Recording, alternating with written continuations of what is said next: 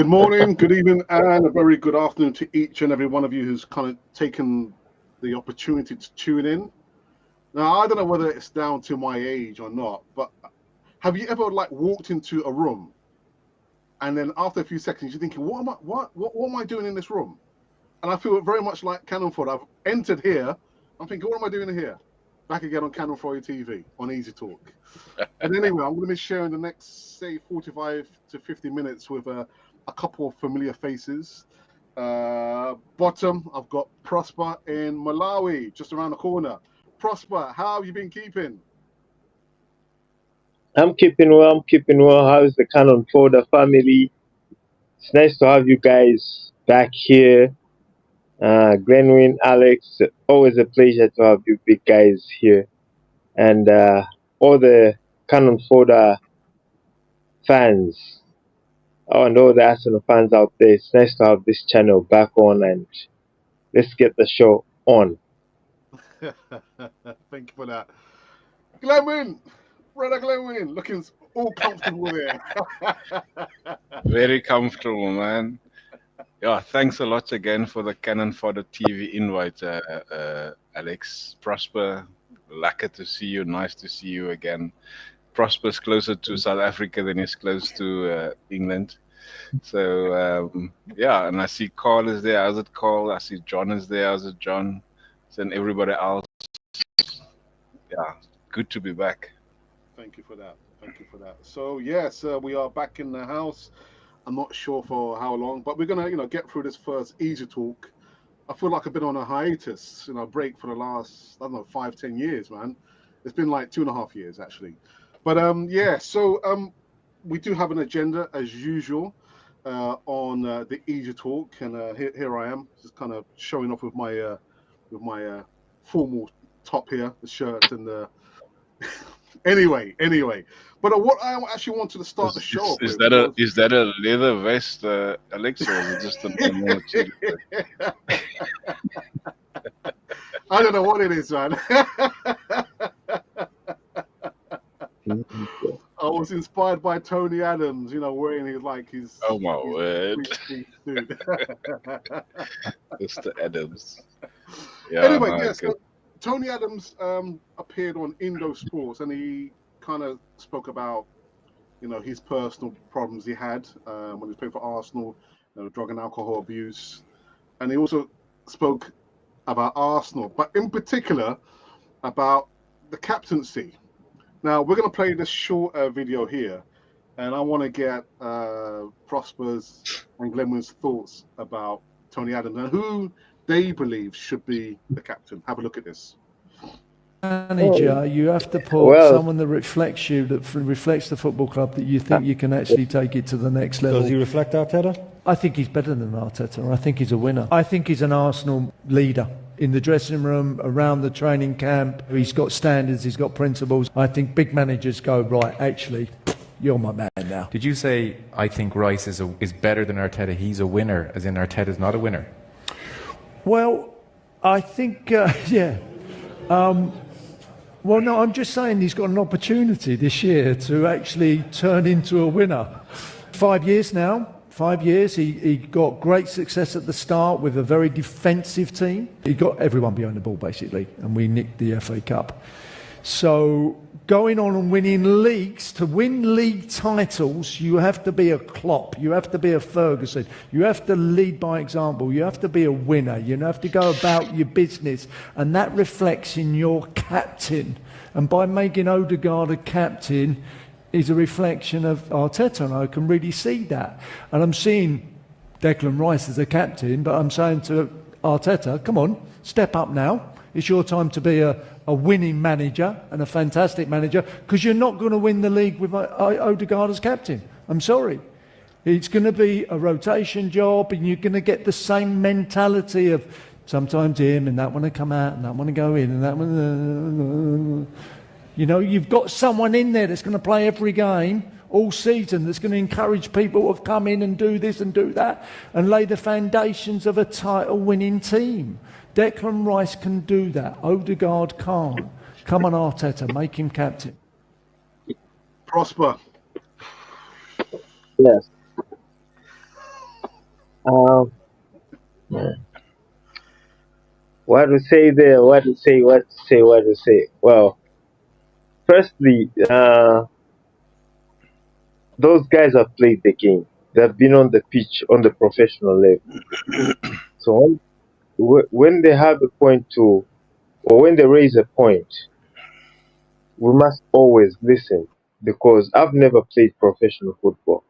I've just played at that level, secondary school level, and that's it. But professional football, they get to hear, and they've been at the club. They're Arsenal or full-blooded Arsenal fans, so they get to know what's in the dressing room that I might not get, you know. But having Declan Rice as the captain would be a good idea. But for me, it's the changes that Arteta is making, frequent changes, because there's some things that you don't have to be changing like all the time.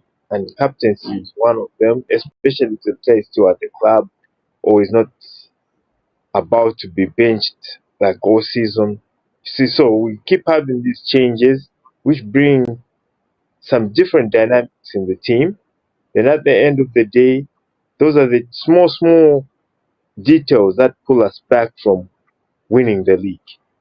So I think if maybe that was a decision made by everybody else in the dressing room, that's fine. But if that's Ateta's own decision without consulting the players, I think it will have some negative effects on the ground, on the pitch. But Prosper, I mean, looking at the character of Declan Rice and looking at the character of Martin Odegaard, is Tony Adams right in saying literally he can see the reflection from Martin Odegaard on Mikel Arteta and vice versa? Is he right in saying that, he can see the reflection? Because, when he played football, that's Mikel Arteta, he wasn't really a winner, and Martin Odegaard hasn't actually won anything. So surely if we do have a new captain, that'd be one step in the right direction in winning the Premier League. No? I have no issue with Declan Rice as the captain. Honestly, if he came before Odegaard, I would pick him. You see, but there's some things that happen at the club that might have a negative impact on players. Player dynamics in the dressing room. It's a game where one has to prove themselves that they're better. But I've also seen teams that have won leagues with captains that are a bit meek people that don't talk too much, that don't do a lot of. Messi is one of them, and I'm sure Andre Pirlo is one of them. They wouldn't talk much. They're not the vocal type, but the team will really, the rest of the players will really respect that player. But Rice is a different kind of captain, the kind of Vieira type, the guy that really muscles everyone up. And so I understand maybe they were trying to push the team more to a fighting, like the fighters. They need like warriors in the game. Maybe that's where it comes in. But either way, if it gets us to win the league, I'm up for it. Yeah. Glenn, your thoughts? Tony Adams believes that Declan Rice, who is more of a winner than Mikel Arteta, should be the captain. Yeah, there's so many controversies and controversial sort of perceptions that we can take from what Tony said. I mean, even him himself almost shot himself in the foot where the question was posed to him. Do you think that Declan Rice is better than him as Arteta, the manager? And he had to really think on a live national sort of podcast or whatever it was to really choose his words. And as much as I love the fact that he was a good captain, a great player, a legend of the club, I don't think just in Odegaard, the reflection of the manager. I'm sure the reflection of the manager is part of every player for that. And I will agree with Prosper saying that if you're going to make changes in the club, then you must make it very subtly, because it can disrupt a lot of things. Like we've seen what happened with Orba, stripping Xhaka from captaincy and all those things. There was a disruption. And the players, they do pick up on that. And we've all said it before, when Xhaka was captain, when he was stripped from captaincy, is because of his reaction to fans. And with the sort of thing that happened in the cloakroom, those things are behind doors, and those are the things where the young players are started to sort of make their own assumptions, and they perceive things differently, and having to make changes in that sort of sense can also disrupt the team from doing what they should do. And there's no reason why Declan Rice can't be who he is currently and still motivate the players as a senior player. Declan Rice, and this is obviously something whereby a lot of Europeans don't rate the trophy that Declan Rice has won. So the question still begs is, what did Declan Rice win, except the Conference League, the Conference League Cup? Understand? So yes, he's the leader, but there's other leaders in the team as well, like Gabriel. There's other leaders. I mean, I'm sure people would look up to a Raya, a Ben White. So Declan Rice is probably the obvious choice other than anybody else. But I would still go for Gabriel if you want to change the captaincy, because each of our senior players, I believe, are respected by everybody else. And apparently, in his conference today, there was a vote that was done by the staff, by the players, to vote for a captain, and everybody chose Odegaard. And we are not in those cloakrooms. We are not in the training grounds, and we don't see his leadership off the pitch. We might not, like Prosper said, Messi is a quiet captain. Other people as quiet captains. So yeah, I mean, there's a lot of things that you can talk and say these things. And yes, Mikel Arteta has never won anything, but changing the captain doesn't mean the club is going to win all of a sudden, because it's not just in the captaincy where lies the ability to take the team further. You know what I mean? Anybody in the club or in the team can be a captain if they are a leader or a strong leader. That doesn't mean we're going to win the league. So that will mean that Liverpool is going to drop off, City is going to drop off. You can have the best captain for argument's sake. You can have the Vieira type, you can have the Tony type, but that still doesn't mean you're going to win the league, because he's claiming now if Arteta makes Declan Rice the captain, that Arsenal's going to win the league. That's exactly what he's saying, because he's not going to win the league with Odegaard as captain. So you can't claim that, you can't guarantee that, because like I said, it's going to have to mean that the other teams are going to have to drop off for us to win the league. So in that, there's the controversy, and I think in that is just, well, he's got his opinion, but I don't think anybody can make that claim to say that a different captain is going to win you the league. No, that can't happen. But you know what? To just because I kind of chimed in on Mikel Arteta's press conference when he spoke about that they voted to see who was going to be captain, and I found that a little bit strange, because Mikel Arteta always comes across as somebody who is he makes the choice. Say again? He's wanted to make a choice or a decision. Exactly. So why would he ask the players? You know, surely my decision is my decision because I'm the manager, and I'm choosing, like Tony Adams said, I'm choosing this person to be the captain, whether it's symbolic or whether it's actually to get the team over the line, because there has been some arguments about Martin Odegaard. He goes missing sometimes in big games.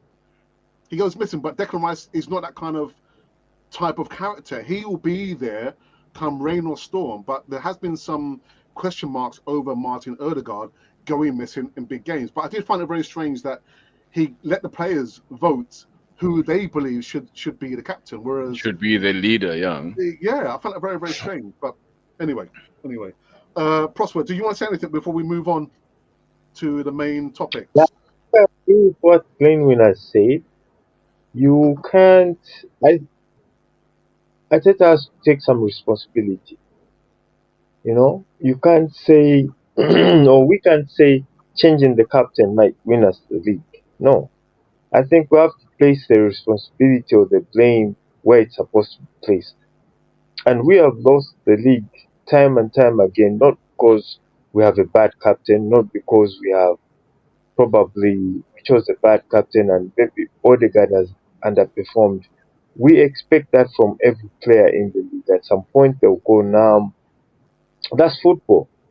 But as a team as a whole, if it's not well oiled, if it's not well technically equipped, you won't win the league.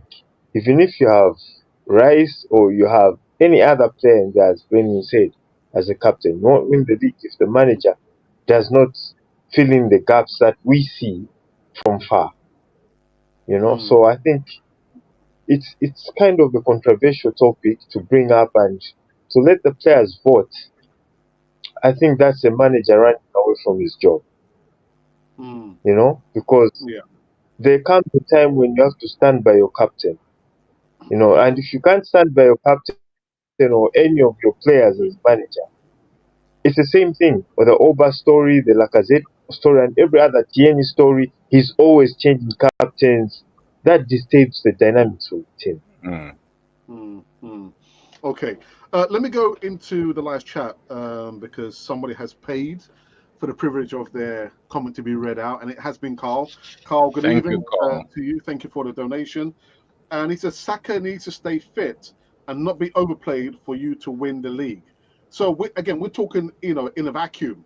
Is that one issue of having Bukayo Saka injury-free going to win us the league? Not necessarily. Again, it's the same sort of scenario. It's not one player is not gonna just win us the league. Yes, you'll get that game changers in any team. That player could be Bukayo Saka. That player could very well be Noni Madueke. That player could very well be 29 in Kai Havertz. So it could be any player. And yes, we've cried out for the longest time for a backup for Saka. And I'm thinking now that Noni Madueke is there, and I believe in my heart of hearts that Noni Madueke will make a difference, even just coming on for a Saka when Saka needs rest. And I'm sure the manager should open his eyes by now to say that Saka, I think you've run your race for too long now. Sit on the bench for a little while. I'm going to start Madueke in games where I think he could make a difference. And for fans and rival fans to come out and say that Madueke is not good enough, there is a player there. And that player has shown in the cameos that he's come on the last two games that he can make a difference. I mean, he almost got an assist in the Emirates Cup for a very beautiful cross. So I think we have that opportunity now for Saka to have rest, and yet that doesn't mean that we will win the league because Saka stays fit. No, there's other aspects to that as well. Yeah. Prosper, do you agree? I think I understand where Carl comes in with that comment, but as Glenn Winner said,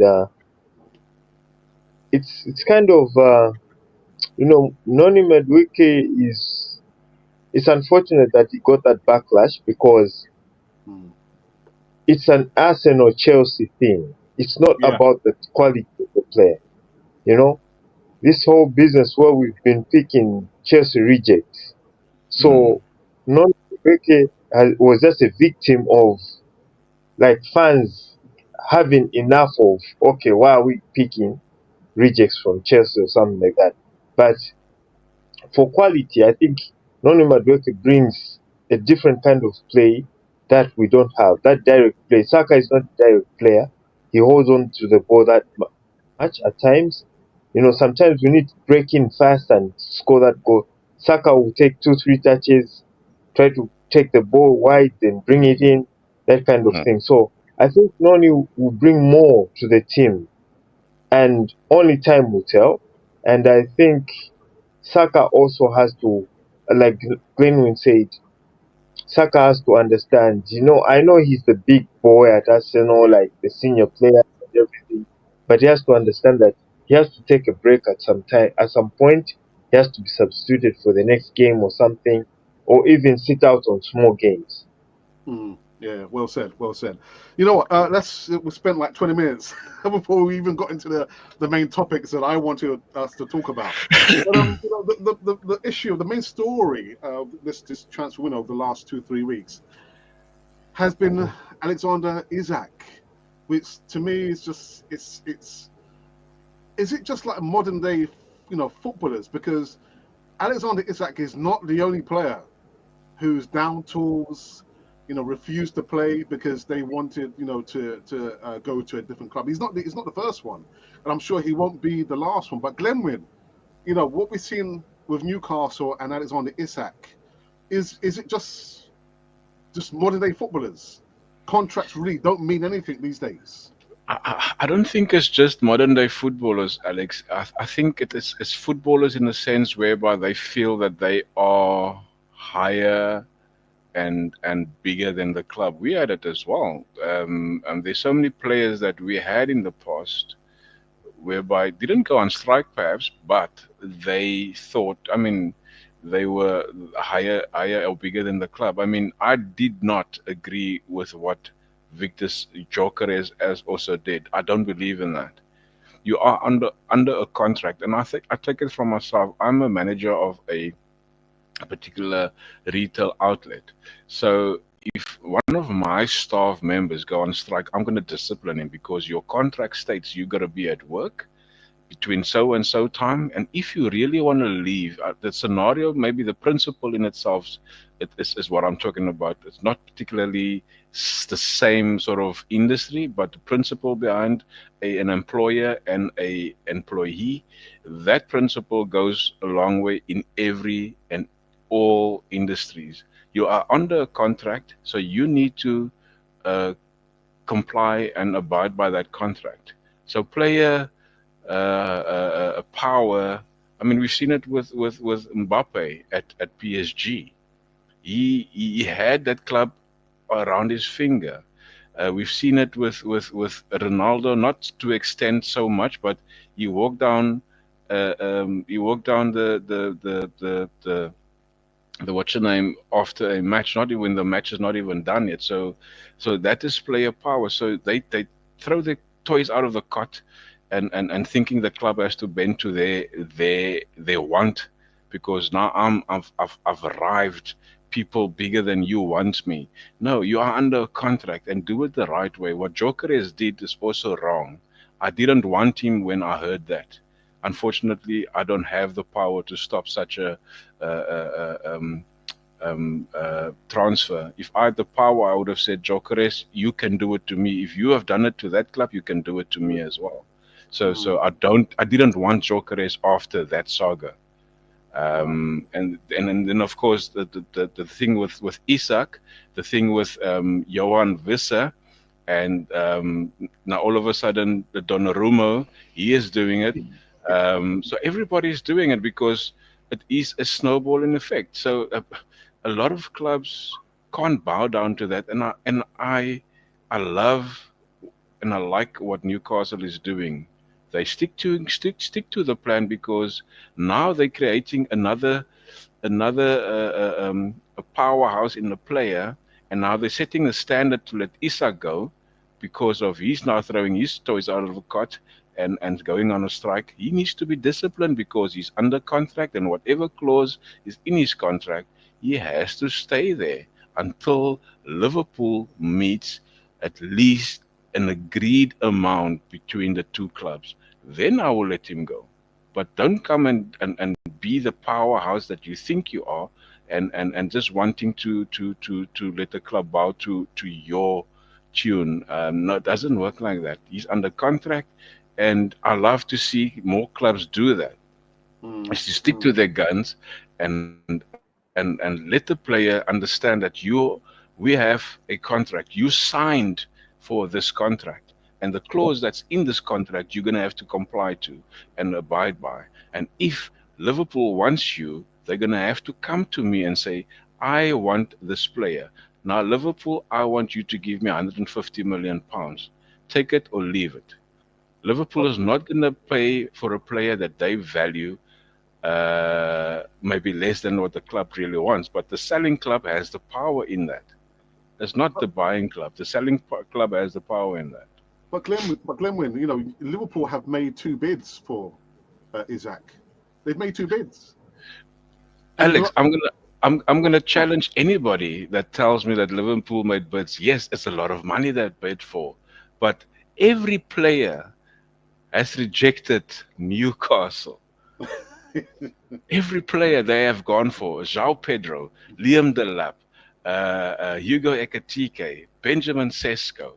They have even the defense. I mean, there's so many. A whole team basically that was linked to Newcastle has in every department has rejected them. So I'm not going to sell my 25 to 30 plus goal scorer for and settle for somebody that's not going to return that to me. So you can come with 110 million, you can come with 120 million. If I don't get my 150, sorry, you're not going to get the player, because I need to replace him with somebody either better or at least giving me that same type of goals. So yeah. So Glenn, let me just kind of get clarification. So are you saying it's the amount of money they're offering for Isak, or is it the fact that they don't have a good quality replacement for Isak? Well, I mean, there's no other player like Isak. There is no other player like Isak. Oh well, if there's something close to the potential of that, those 2 players already taken in Gyökeres and Sesko, because they have that potential to get there.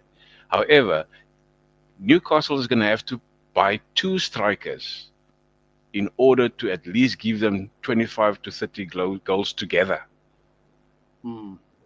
Yeah. And then they will probably let go of said Isak. Yeah. But I can't let Isak go unless I have because Visser will he's given it to what's the name last year, Brentford. He's given him 19 or 20 goals. So he can be part of that Isak goals that they're going to lose now. And another player they were interested in to also, I think, add to those goals. So if I get 2 players who can score me those goals, Isak, cheers, man. Then you can go. But at this point, I can't let you go. To just have one striker, because at this point they only have that one striker, which is that or Asula or something to that effect, and that guy is still young. Sorry to break in, but at this point in time, they don't have any strikers. They don't have because Isak has said, "I'm never going to play for Newcastle again." That's what Harry Kane also said to Spurs. And he stayed there 2 seasons after. You know what I mean? Prosper, Isak, modern day footballer, refusing to play to force a move away.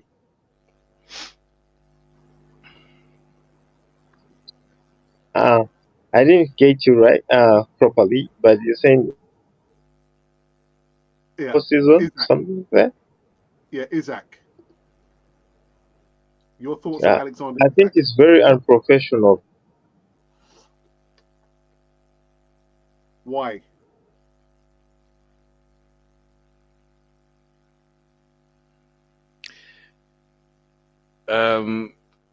While we wait for Prosper, Alex, I see there's a comment, and it's a very good comment from Carl. He's asking, what about a gentleman's agreement?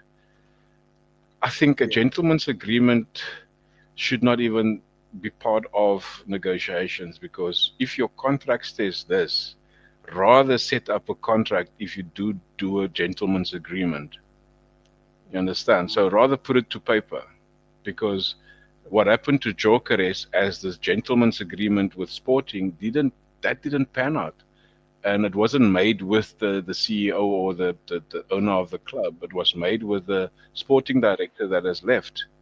So the gentleman's agreement for me shouldn't be part of negotiations. If you want to do an agreement or a new agreement, put it to paper, because that is binding. Because Absolutely. he says, she says, and you say, no, you know what? This if it's business, business can't go with gentleman's agreement. We can maybe do business on a golf course and those sort of things. That, but when I get to my office, I would probably forget what I spoke to you on the golf course. Yeah. I mean, Right. I've just been corrected by Carl. Carl actually says, no, Liverpool only made one bid. So I'm getting confused. I think from the they last. they they didn't made an official bid. They said that they have 120 they could spend on the player. That was before the official bid came in, I think, or that Right. was the rumor at least. Okay. But yeah, Cole should know better. He is a Liverpool fan. So I'm not going to argue with Carl. But I'm just thinking, Glenwyn, rather than having a player who clearly doesn't want to play for the club anymore, just get rid of him. Because the last thing you want, because I'm already hearing as well, there's some of the players are unsettled because Isak wants away. He doesn't want to play for Newcastle. So just get him out. Get him out of the club. And then we'll deal with the striker situation as of when we find an alternative to him.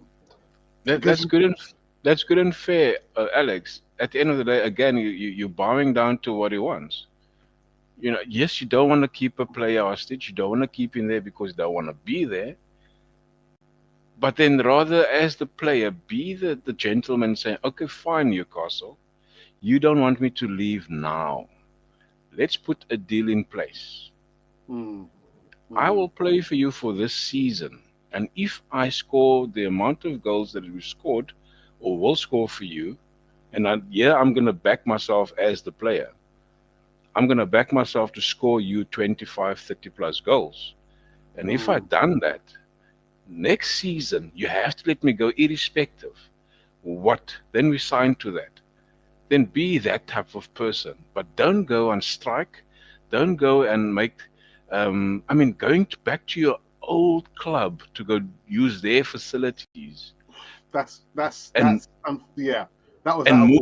moving out of the house that I've stayed this since I've been at the club. I've moved out of the house. I've paid $7,000 a month in that house. You know what? That is giving him a backhand. You know what I mean? So that to me is unprofessional. Right, we've got Prosper back. Prosper, thoughts on Alexander Isak? I think he's unprofessional. In the first place, I think everything was signed, as Glenn said.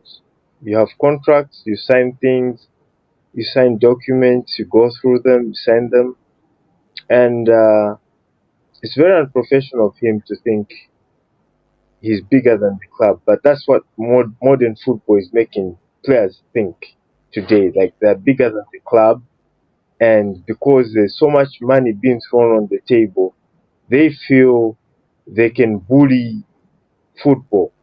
They can bully the club. Everything. So I think part of it is Newcastle just putting its foot down. Not that they can't sell Isak, but also putting its foot down to show the player that they are under the club and not above the club. And then if you look at on the other side, I think Liverpool's approach also has to matter, because if they have to go to Newcastle using the back door, I mean that's 1990s football, the back door kind of deals, I mean, everything has to go through. There's a lot of legal stuff that's happening in modern day football. You can't just be going back door. So I think Newcastle is standing its ground and saying, okay, we're big, much as you champions, and you have more trophies in the cabinet, but we're also a big club. You can't just come in and bully us and get whatever you want to get. You see? Yeah. Then what happens in the dressing room? Then the next player will also want to do the same if a big club comes calling. You see? Yeah. So Isak has to tone down, and yeah. I'm listening. Yeah, Sorry. Glenwyn, do you want to say something, Glenwyn? Sorry. Yeah, sorry. Are you done? Sorry, Prosper, you finished. Yeah, I think I'm done. I think I'm done. I'm done. Also, with the fact with Newcastle not having a sporting director to deal with these sort of things, you know what I mean? So it put a lot of strain on the manager, and I think from the manager's perspective, he probably wants everything to be sorted because he's got to concentrate on the league. He needs to concentrate to play this weekend against Aston Villa, and he can't still be bothered with what's happening in this Isak saga because he wants a striker because he needs to maintain his Premier League status. He's in the Champions League and other two domestic cups, so he needs to get on with his season. I mean, this thing has come on for more than a month now.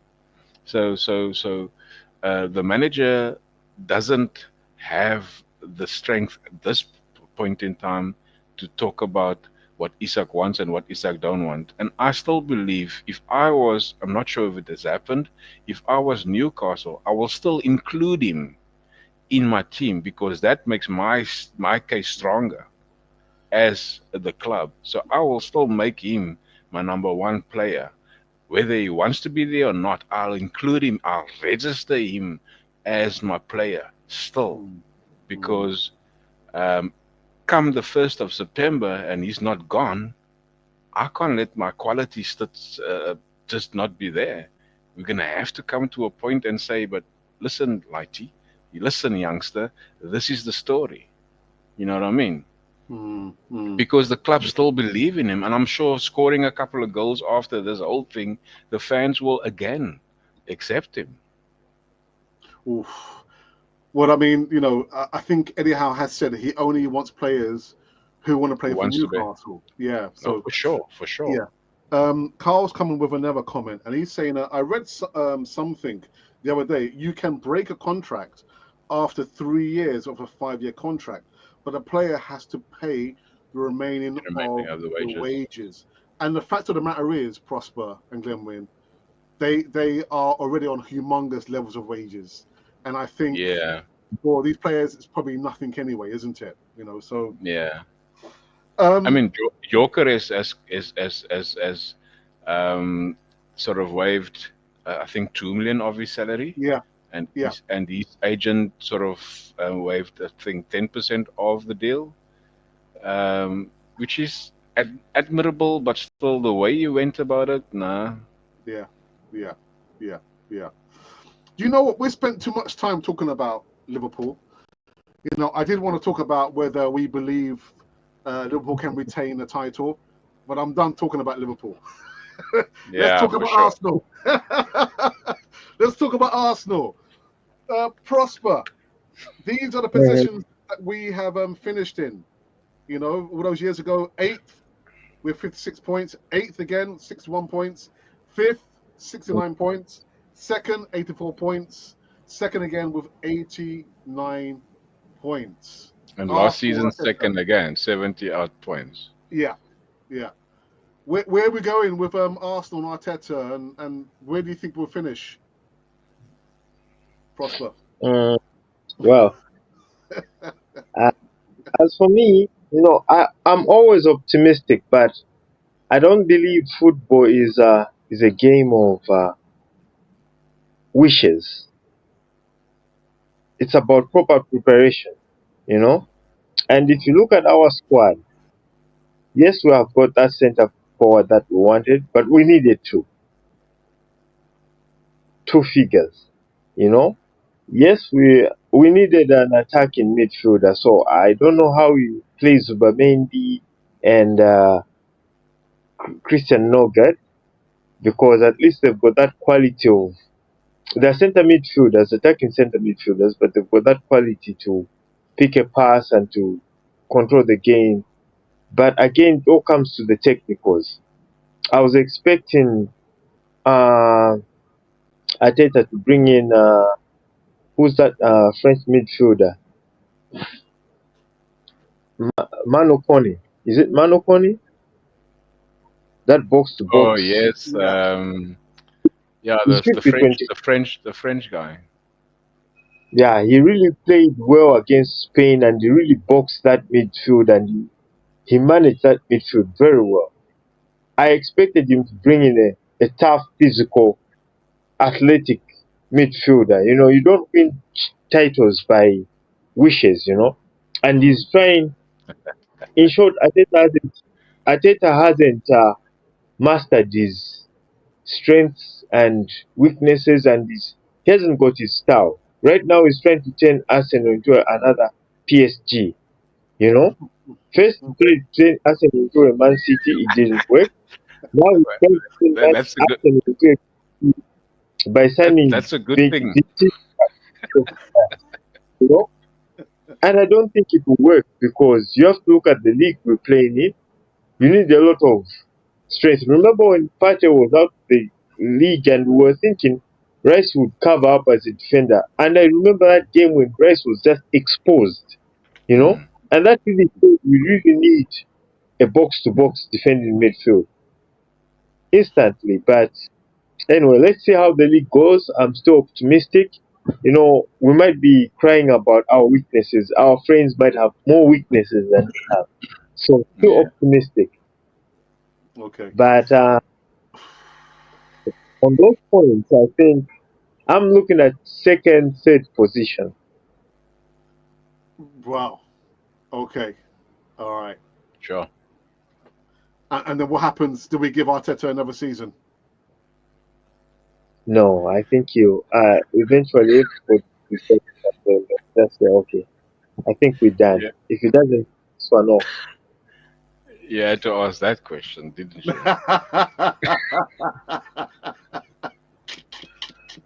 I'm sorry, Glenwyn, man. And your thoughts, Glenwyn? Arsenal, Arteta? If you look at that what you've put there, eighth, fifth, second, and of course last year's second as well. There is progress. I mean, if we had been ninth after eighth, there's a regression. So there's progress, and now we're stuck in that sort of second position. We've got in 6 quality players, and hopefully, I am very hopeful. And one thing that I am really glad for is that Arteta has given the young ones a chance and is breeding them into the club. I read yesterday that Max Dowman has now been officially registered as a first team player at 15. Whether it's true or not, I'm not sure if you've seen anything like that. But No, if I it's haven't true, yet. then I have to big up to him, because we've said it many a times in the COVID era, Alex, that he has to give the young boys chances. And I think a lot of these young players were very impatient. I mean, Lewis Kelly had a breakthrough season last season. Saka had a good season. Now Nwaneri has got the number 22 and signed a new contract. And now there's this young boy. So with that, there is quality coming through from the academy. However, we had 6 additions to the team this summer. I think we're still 2 people short, like Prosper said. We still need a Odegaard banger, somebody that can challenge Odegaard. And I think the club have seen Nwaneri as that person. I don't think Nwaneri is strong enough to challenge Odegaard, which I think he can, but he still needs that temperament as a big player to come and say, Odegaard, you're the captain and you're the creative. Sorry, I'm that guy now. And I don't think he has that temperament yet. So again, it comes to a mentality. I think if we really get Eberisha Eze, he can be that person. For me, I definitely believe that. I always believe Eze is a lazy player, but what I've seen for the last 2 seasons, he has really become into that man, into that bold buster of a player to come and challenge any midfielder in any team in this league, probably in Europe as well, because that is the great player that I see he can be. So if he comes in, automatically Odegaard will have to step up his game. Because Eze is not a winger, he's a number 10. And bringing Zubimendi next to a Rice is going to give Odegaard that free reign, not as a left 8 or a right 8. He's going to be a 10 and he's going to play across, which is going to give him that freedom because both those two players are very technically in defense and box to box. And then, of course, I would love to have seen a Rodrigo type player, which is probably not going to be, but the next one is Rafael Leao. That one could have been also somebody that can come in and change our whole dynamic of the game. But I think Arteta is going to be too weak for a Leao. Yeah. But that's the sort of players, the profile of players that you probably would need to take us over the line. I'm hoping, and I hear what Prosper's saying, we can't wish to win the league. We won't win the league by wishing it. But that's the hope that kills us all the time. I'm still hoping that we can win the league. I would want to say we will win the league this season, but that's going to mean that we play the same like we did in the 21-22 season, whereby we bottled the league, as people say, with the striker, or at least the profile of player we have now. And then we probably would have gotten over the line. If Arteta doesn't win us at least the Premier League and a domestic trophy together, not either or, both, then he has to really move on. If he gives me the Premier League, then he'll probably stay another season or two. If he doesn't give me the league, he'll have to give me something, 2 trophies at least. Wow. 2 trophies at least. You're not asking for much, are you, Glenwyn? Well, he had 6 years, Alex. 6 years. Prosper, you want to say something? Yeah, the stakes are high. He's, if not the highest paid manager in the league, he must be top 2. And it's been like that ever since he was appointed as manager. But is he producing the results for that money? No. He's been given an open check. Last time I was going through everything, from the time he joined Arsenal to right now, like there's no other manager who's spent more money than him. The last one who spent more money than him was the former Manchester United manager. You see, and he's gone. So he has no excuse, but you go and buy another goalkeeper. You had very good goalkeepers. You keep changing everything. He keeps changing everything from the captain. And Arsenal had one of the best goalkeepers when he was doing the club, but he keeps changing them. So some positions we don't need to keep changing players. We just need to buy in those positions that don't have players. And then he goes on to buy another. So why did you get rid of buy another goalkeeper? Why did you get rid of all those good goalkeepers we had previously? So it's like one step forward, another step backwards. One step forward, another step backwards. But his money is getting into his pockets. So I said we're improving, but look at our friends. Chelsea was in shambles. They had a structural adjustment program that was happening because of change of ownership and everything, and they're back on their feet. Manchester United, as I was saying, I've kept on saying even on the group, these are big clubs. They might have a bad spell, but they have got the capacity and the experience to just come up and control everything. Even Man City, last season was their bad season because there was a lot of things happening in the back row, outside football, But this season, you don't expect them to be very weak. It's only Arsenal that has had a stable run since 2019 or 2018 till today. But look at Liverpool, they've had a change of manager and everyone and everything. Manchester United, the same. There have been a lot of things happening. We are the only stable team, and yet we haven't won anything. So as Glenwyn is saying, if he doesn't give us 2 trophies, especially the big one, he has to go.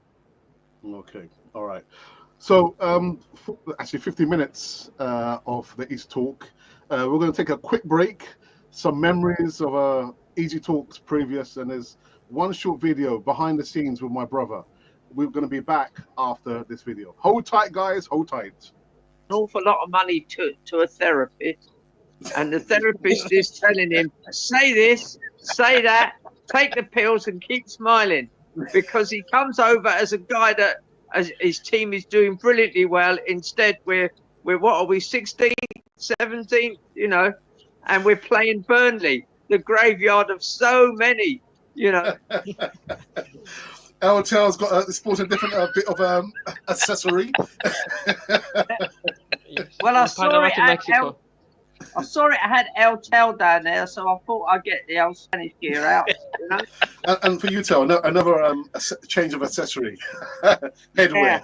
Yeah. I mean, I like what Alfie's saying, but I'm a bit worried. Is he broadcasting from a submarine? Because he's got like a metal ladder going up the front, and then what looks like an escape hatch coming out the top. Is he in a nuclear sub somewhere? It is.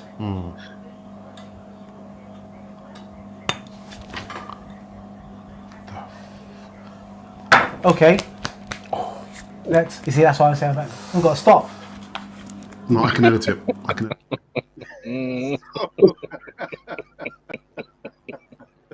Just some memories. Did you burn your fingers with a candle there, bro? Yeah. It was a hot one. All right, let's continue. Oh, that's hilarious. Yeah, the last segment where we're going to be talking about Man United versus Arsenal. Yeah, the old enemies. Come Sunday, who is going to win? Prosper. Arteta versus Amorim. Yeah, this is a difficult one because Man United has always been our jinx team. Yeah. Even if they have it bad in the season, when they meet Arsenal, all of a sudden they're rejuvenated and everything is working well for them. So this one is going to be a difficult one. I see it because of the way the teams have been lately. I may call it a draw because both teams have lost their, especially Manchester United. I think they've lost their confidence. Arsenal has got more chances of winning. We've got more chances of winning this game. But I'm looking at Manchester United. I think they've lost their confidence. But if they happen to have a good day, it will be their rejuvenation point as always, like they've done when they broke our unbeaten run and everything. It's always us who give them that energy, you know. So I'm calling it maybe 1-0, 2-1 for Arsenal or a draw. Glenn Wynn. Yeah, I was gonna say that they were the team who eventually broke us after that long run in the Invincible era. Mm-hmm.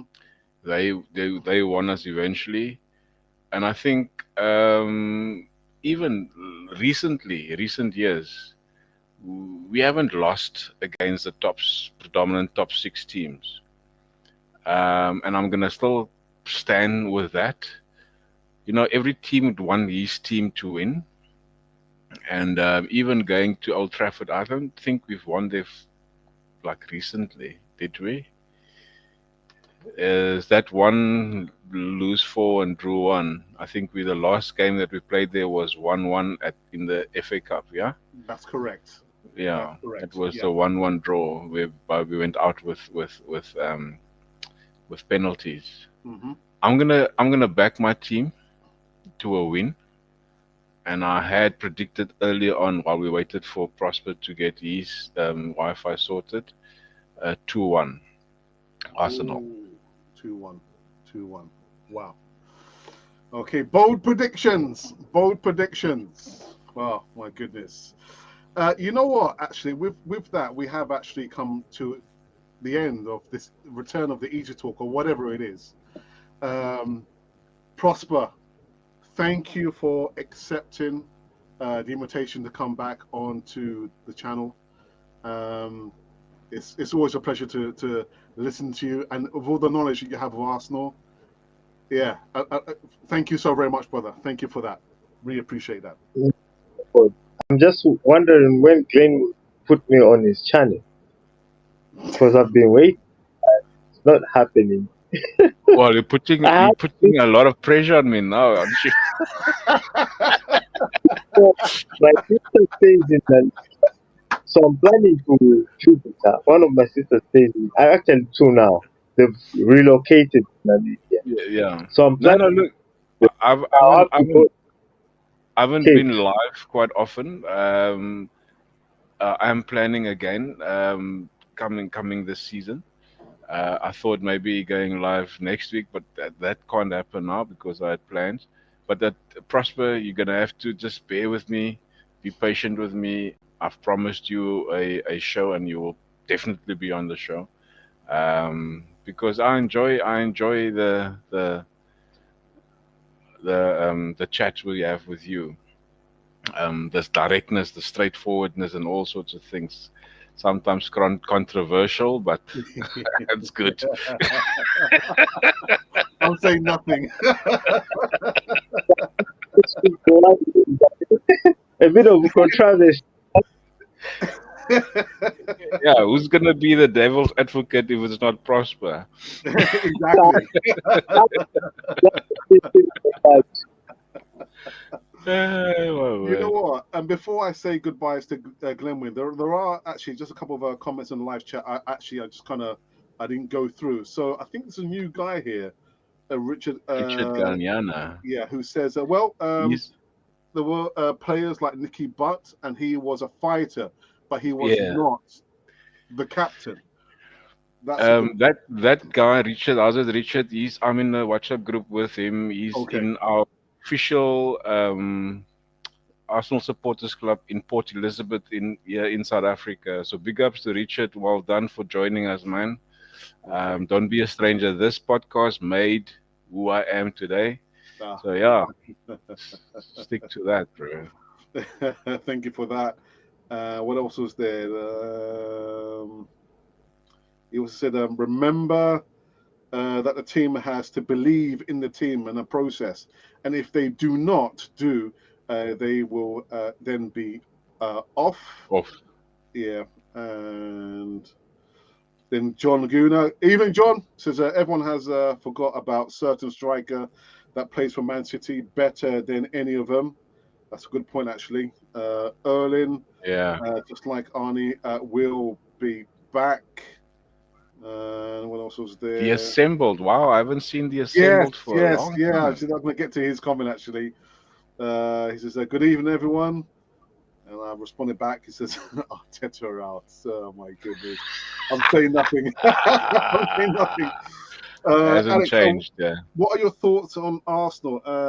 You've been away from the stress longer. In that movie with was it I forget what's it called again?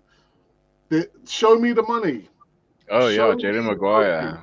Yeah, Harry Maguire. Show me the money. Show me the major trophies, and then I will believe. Until then, I know, Glenn, we did say there's been progress. I showed the positions that we've finished over the last 5 seasons, but at the end of the day, show me the major trophies. Yeah. Show me the major trophies. But anyway, we're finished. We're done. Inside an hour. Glenwyn, thank you so very much for coming on this Easy Talk. Really appreciate it, brother. For sure. Thank you very much. Thank you, my man. Are we gonna do the famous you've watched the Cannon Fodder sort of thing? Of course we are. Of course. I was hoping Prosper was going to be here so we can do it, but he's gone. He's gone. Let me see if he's in the green room. Get him back. No, he's not there. Oh my goodness. Well, actually, you know what, Glenwyn? I'll let you do it. I'll let you do the outro. Thank you for watching Cannon Fodder. No, that is not how it went. How did it go? I can't remember. I know you said you've watched Cannon Fodder, and then you would. I can't channel. remember, man. The channel. Yeah, the For channel Arsenal for fans. Arsenal fans all over the world. Over this world. Until then, guys, hopefully you will see us next week, same time, a different day, and hopefully Man United would have lost against Arsenal. Until then, this has been Cannon Fodder, the channel for Arsenal fans all there you go. over this world.